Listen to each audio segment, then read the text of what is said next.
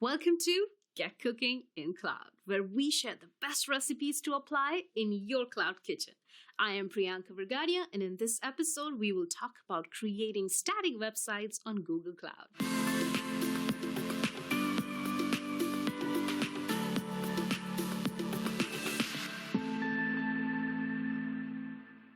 Let's say you're a small company looking to set up a basic web presence.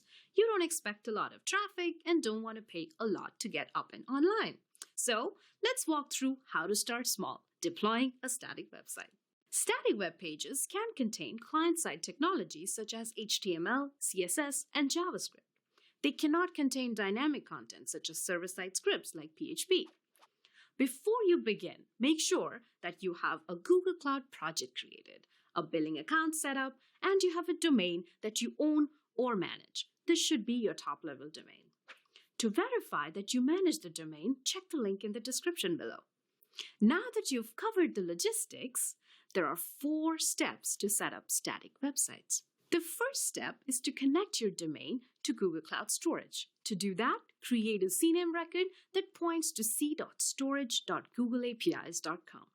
The second step is to create a Google Cloud Storage bucket. To do this, browse to the Google Cloud Console, click on Cloud Storage, and click Create Bucket. Make sure the bucket name matches the CNAME you created for your domain. In this case, the storage bucket should be named www.example.com. The third step is to upload the files you want your website to serve. You can do this in one of 2 ways. First, by directly uploading the files using the Google Cloud Console. Or second, by using gsutil command line, which is great for when you have an existing website. Once the files are uploaded, accessing them is going to be based on how you choose to share your files. If you set the permission at the bucket level, you can easily and quickly make every file for your site publicly accessible. For file control, you can choose to set the permission at the object level so that only specific files are accessible through your website. At this point, you have a functioning static website, and you could call it a day. But we recommend assigning an index page suffix and a custom error page to better guide your users. This helps in situations when a user might request a URL, but you do not have an associated file with that name in your bucket.